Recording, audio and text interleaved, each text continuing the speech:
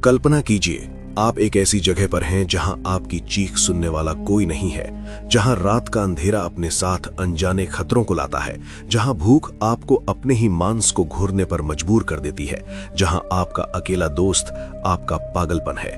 ये कोई कल्पना नहीं, ये हकीकत थी 26 साल की सोफी की। 456 दिन, एक लड़की, एक वीरान टापू और हजारों खूनी रातें। आज आप देखेंगे कि कैसे एक आम लड़की 456 दिन तक जिंदा रहकर मौत को मात दी। ये कहानी कमजोर दिल वालों के लिए नहीं है, क्योंकि ये कहानी आपको तोड़कर रख देगी। कहानी का आगाज होता है 15 जून 2023 की एक सुबह से। अमेरिका के चहल पहल वाले शहर सैन फ्रांसिस्को में 3 दोस्त रहते थे। 26 साल की सोफी, जिसकी आंखों में तूफानों से लड़ने के सपने थे। उसका जुनून था दुनिया के अनछुए कोनों को खोजना। उसकी सबसे अच्छी दोस्त थी 25 साल की माया, और उनका तीसरा साथी था 28 साल का लियाम, एक निडर और अनुभवी नाविक। तीनों अपनी रोज की बोरिंग जिंदगी से एक ब्रेक चाहते थे। वे छुट्टियां बिताने और साथ ही एक नया द्वीप एक्सप्लोर करने का प्लान बनाते हैं। उन्होंने मिलकर एक साहसिक और खतरनाक फैसला किया। वे एक ऐसे द्वीप पर जाएंगे जहां इंसान के कदम आज तक नहीं पड़े थे। एक पुराने समुद्री नक्शे में उन्हें वो द्वीप मिला, एथिलगार्ड आइलैंड। ये प्रशांत महासागर के बीचों बीच एक छोटा सा हरा बिंदु था। उन्होंने अपनी छोटी लेकिन मजबूत जहाज दी एल्बाट्रॉस को तैयार किया। जहाज पर महीनों का राशन, पानी और हर जरूरी सामान लादा गया। उनका उत्साह 7वें आसमान पर था। वे एक नई दुनिया खोजने जा रहे थे। वे खुशी खुशी अपनी मंजिल की ओर निकल पड़े। एक ऐसा सफर जो उनकी दोस्ती और हिम्मत का सबसे बड़ा इम्तिहान लेने वाला था। 4 दिनों तक अथाह नीले समंदर पर उनका सफर जारी रहा। हर दिन सूरज उगता और समंदर के पानी को सुनहरा कर देता। उन्होंने डॉल्फिन्स को अपनी जहाज के साथ रेस लगाते देखा। चौथे दिन 19 जून की सुबह दूर क्षितिज पर उन्हें एक धुंधली सी हरी लकीर दिखाई दी। जैसे जैसे वे करीब पहुंचे, वो लकीर एक विशाल द्वीप में बदल गई। एथिलगार्ड आइलैंड उनकी कल्पना से कहीं ज्यादा भव्य और वीरान था। उसका जंगल इतना घना था कि सूरज की रोशनी भी जमीन तक न पहुंच पाए।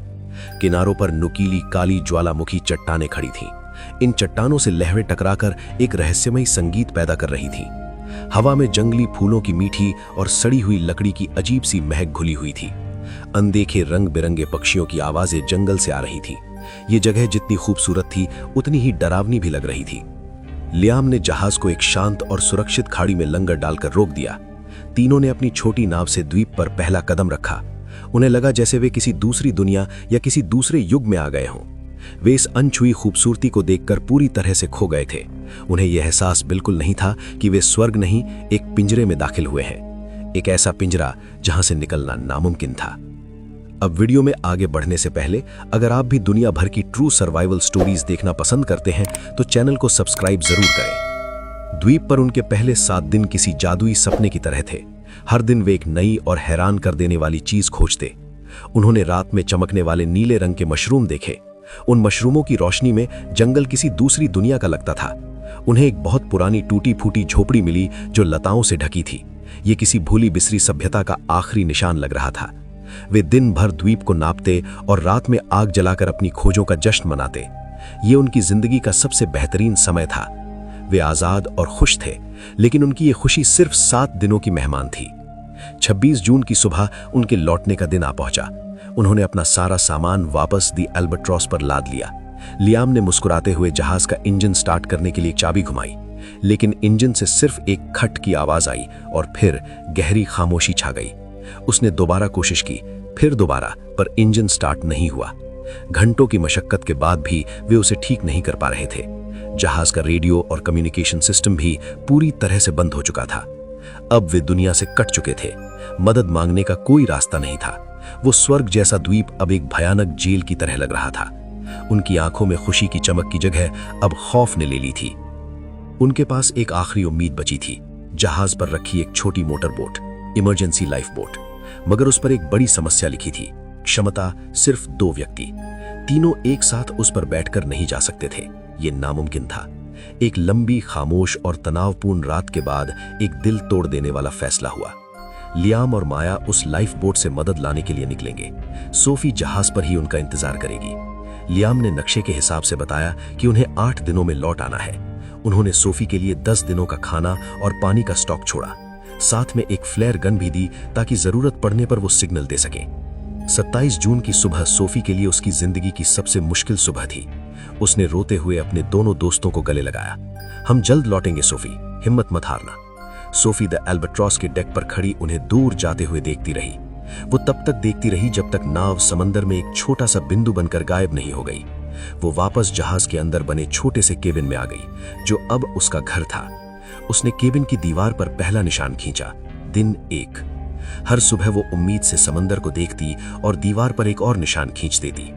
10 दिन बीत गए, 10 निशान खींच गए, लेकिन कोई वापस नहीं आया।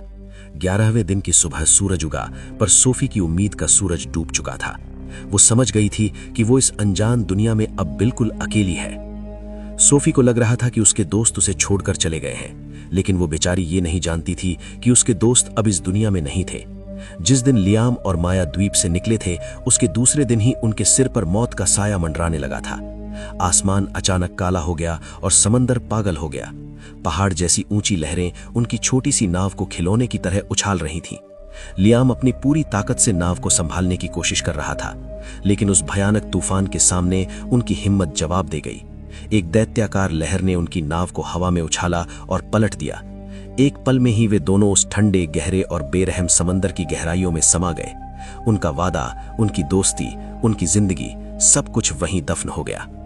और यहाँ एथिलगार्ड आइलैंड पर सोफी उस वादे का सच होने का इंतजार कर रही थी। एक ऐसा वादा जो कभी पूरा होने के लिए था ही नहीं। वो हर रात जहाज के केबिन में दुबकी रहती, तूफान की आवाज सुनती और ये सोचती कि उसके दोस्त कहाँ होंगे। उसे नहीं पता था कि जिस तूफान से वो डर रही है, वही तूफान उसके दोस्तों को उससे हमेशा के लिए छीन चुका था। उसका इंतजार अब कभी खत्म नहीं होने वाला था। वो उस द्वीप पर अकेले रहने और अकेले मरने के लिए छोड़ दी गई थी। दोस्तों के जाने का यकीन उसे अंदर से तोड़ चुका था। अब लड़ाई सिर्फ जिंदा रहने की थी, हर एक सांस के लिए जंग। खाना हफ्तों पहले खत्म हो चुका था। वो कई दिनों तक भूखी रहती, पेट में पत्थर बांधकर। पीने के लिए कोई झरना नहीं था। वो सिर्फ बारिश पर निर्भर थी। जब हफ्तों बारिश न होती तो प्यास से उसका गला सूख कर कांटा हो जाता। वो सुबह पत्तों पर जमी ओस की बूंदों को चाटकर अपनी प्यास बुझाती। रातें सबसे ज्यादा खौफनाक थीं। जंगली सूअरों के झुंड जहाज के आसपास घूमते और जमीन खुरचते उनकी घुरघुराने की आवाज सुनकर सोफी की रूह कांप जाती। वो केबिन का दरवाजा कसकर बंद कर लेती और खामोशी से सुबह का इंतजार करती। लेकिन भूख किसी भी डर से बड़ी होती है। एक दिन कई दिनों की भूख से तड़पकर उसने एक फैसला किया, अगर जीना है तो मारना होगा। उसने जहाज से मिले लोहे के एक टुकड़े को पत्थर पर घिसकर एक धारदार भाला बनाया। उसने एक खतरनाक जंगली सुअर का शिकार करने की ठानी। ये एक जानलेवा फैसला था जिसमें एक चूक का मतलब मौत था। लेकिन सोफी के पास अब खोने के लिए कुछ नहीं बचा था। सोफी की जिंदगी अब एक रूटीन बन चुकी थी, शिकार करो, जिंदा रहो। उसने कई हफ्तों की कोशिश और कई चोटों के बाद अपना पहला शिकार किया। उस दिन उसने कई महीनों बाद पेट भरकर मांस खाया था। लेकिन हर शिकार एक जानलेवा जंग होती थी। दिन हफ्तों में, हफ्ते महीनों में और महीने साल में बदल गए। सोफी ने दीवार पर 365 निशान पूरे कर लिए थे। 1 साल बीत चुका था। शहर की वो नाजुक लड़की अब पूरी तरह से एक जंगली योद्धा बन चुकी थी। उसने सूअरों की खाल से अपने लिए मजबूत लिबास बना लिया था। अकेलेपन से लड़ने के लिए उसने बांस से एक छोटी सी बांसुरी बना ली थी। हर शाम वो उस पर दर्द भरी धुनें बजाती जो उस वीरान द्वीप पर गूंजती थी। समय बीतता रहा। दीवार पर निशानों की संख्या 400 पार कर चुकी थी। सोफी अब शारीरिक रूप और मानसिक रूप से थक चुकी थी, टूट चुकी थी। एक दोपहर वो उदास बैठी जहाज के डेक से समंदर को देख रही थी। तभी उसे दूर क्षितिज पर एक बिंदु दिखा। वो एक जहाज था। सोफी की सूखी रगों में जैसे अचानक खून की बाढ़ आ गई। वो अपनी पूरी ताकत से चिल्लाई। उसने आग जलाई, कपड़े लहराए, लेकिन सब बेकार गया। जहाज अपनी राह पर चलता रहा और आंखों से ओझल हो गया। उस दिन सोफी का दिल हमेशा के लिए टूट गया। लेकिन उसी टूटे हुए दिल से एक नई जिद ने जन्म लिया। मैं यहां सड़कर नहीं मरूंगी, मैं इस समंदर से लड़ूंगी। उसने फैसला कर लिया, वो इस द्वीप से भागेगी। लगभग 1 महीने तक सोफी ने दिन रात एक कर दिया। उसने बांस के सबसे मजबूत लट्ठों और लताओं को इकट्ठा किया। उसने अपनी पूरी ताकत और द्वीप पर सीखी हर कला का इस्तेमाल किया। उसने बांस के लट्ठों को कसकर बांधकर एक छोटा सा बेड़ा बनाया। उसने जहाज के मलबे से मिले कपड़े का एक छोटा सा पाल भी तैयार किया। उसने अपनी नाव को नाम दिया होप, यानी उम्मीद। उसने अपने साथ कुछ हफ्तों के लिए सूखी मछली और मांस जमा किया। मीठे पानी के लिए उसने नारियल के खोखले खोलों को भर लिया। और हाँ, उसने अपनी वो कीमती बांसुरी भी अपने साथ रख ली। 426वें दिन उसने अपनी छोटी सी होप को समंदर में धकेला। उसने आखिरी बार अपने उस द्वीप को मुड़कर देखा जो उसकी जेल भी था और घर भी, और फिर वो अनजान अथाह समंदर में उतर पड़ी। शुरुआती कुछ दिन उसकी हिम्मत बनी रही, वो पाल की मदद से आगे बढ़ती रही, लेकिन जल्द ही उसे इस सच्चाई का सामना करना पड़ा। वो इस अंतहीन समंदर में एक पत्ते की तरह थी जिसका कोई किनारा नहीं था। चारों तरफ मीलों तक सिर्फ नीला पानी और खामोशी थी। अब उसे द्वीप का अकेलापन भी एक नियमत लगने लगा था। उसका खाना और पानी हर गुजरते दिन के साथ कम हो रहा था। उसने अपनी जिंदगी का सबसे बड़ा और सबसे खतरनाक जुआ खेला था। 1 महीना, फिर 2 महीने। सोफी अब समंदर में पूरी तरह खो चुकी थी। लगभग 450 दिन अकेले लड़ते लड़ते वो अब अपने अंत के करीब थी। उसका सारा खाना और पीने का पानी कई हफ्ते पहले ही खत्म हो चुका था। वो अब सिर्फ बारिश के पानी के सहारे जिंदा थी जो कभी कभार बरसता था। दिन का जलता हुआ सूरज उसका सबसे बड़ा दुश्मन था। उसकी त्वचा झुलसकर काली पड़ गई थी और जगह जगह से फट गई थी। नमक वाले पानी और हवा ने उसके शरीर पर अनगिनत जख्म दे दिए थे। वो भूख से इतनी कमजोर हो गई थी कि अब हिलना भी मुमकिन नहीं था। उसका शरीर सूखकर लकड़ी के एक ढांचे जैसा रह गया था। उसे अब अक्सर मतिभ्रम होने लगे थे। उसे आवाजें सुनाई देती थीं। उसे लगता था कि माया और लियाम उसे नाव से पुकार रहे हैं। कई बार बड़ी बड़ी शार्क मछलियां उसकी नाव के आसपास मंडराती थीं, लेकिन अब उसे डर भी नहीं लगता था। उसने खुद को मौत के हवाले कर दिया था। वो बस अपनी नाव पर बेहोश सी पड़ी रहती, अपनी आखिरी सांस का इंतजार करती। उसने जिंदगी की हर जंग लड़ी थी, लेकिन अब वो ये जंग हार चुकी थी। उसकी हिम्मत ने जवाब दे दिया था, शरीर ने साथ छोड़ दिया था। उसकी कहानी का अंत अब बस कुछ ही घंटों की दूरी पर था। इस विशाल बेरहम समंदर में वो गुमनाम मरने वाली थी। ये उसकी कैद का 456वां दिन था और शायद आखिरी भी। वो अर्ध बेहोशी की हालत में थी जब उसे एक बहुत दूर से आती हल्की सी गूंज सुनाई दी। शायद ये भी उसका एक वहम था, उसने सोचा। लेकिन गूंज बढ़ती गई। ये एक इंजन की आवाज थी। उसने अपनी जिंदगी की बची खुची सारी ताकत लगाकर अपनी गर्दन उठाई। दूर, बहुत दूर नहीं, उसे एक जहाज दिखाई दिया। ये एक बड़ा रिसर्च वेसल था जिसका नाम था ओरायन स्टार। ये इतना करीब था कि उस पर चलते हुए लोग भी नजर आ रहे थे। सोफी ने चिल्लाने की कोशिश की, पर उसके गले से सिर्फ एक फुसफुसाहट निकली। उसकी आंखों से गर्म आंसुओं की धारा बह निकली।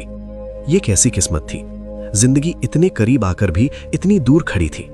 तभी उसकी नजर अपनी गोद में पड़ी उस बांसुरी पर गई। उसके दिमाग में जैसे बिजली कौंधी।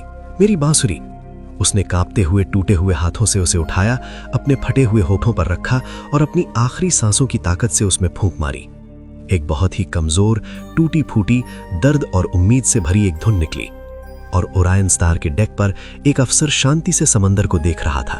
तभी उसे हवा के साथ आई वो अजीब, दर्द भरी और नामुमकिन सी धुन सुनाई दी। उसने हैरानी से अपने साथी से पूछा, तुमने वो सुना जैसे कोई रो रहा हो? उन्होंने दूरबीन से उस दिशा में देखा और उन्हें वो छोटा सा बेड़ा दिखा। पानी में कोई है। जहाज का सायरन बज उठा। जब बचाव दल उस तक पहुंचा, सोफी बेहोश हो चुकी थी, लेकिन उसकी उंगलियों ने अपनी उस बांसुरी को कसकर पकड़ रखा था। उसे एक धुन में उसे मौत के मुंह से वापस खींच लिया था। उसने अपनी हिम्मत और उस बांसुरी की धुन पर मौत को भी हरा दिया। सूफी की ये अविश्वसनीय कहानी अगर आपके दिल तक पहुंची हो तो इस वीडियो को एक लाइक जरूर दें और कमेंट्स में लिखकर बताएं कि इस कहानी के किस हिस्से ने आपके रोंगटे खड़े कर दिए। ऐसी ही और हैरान कर देने वाली कहानियों के लिए मेरे चैनल को अभी सब्सक्राइब करें। मिलते हैं अगली कहानी में। बहुत बहुत धन्यवाद।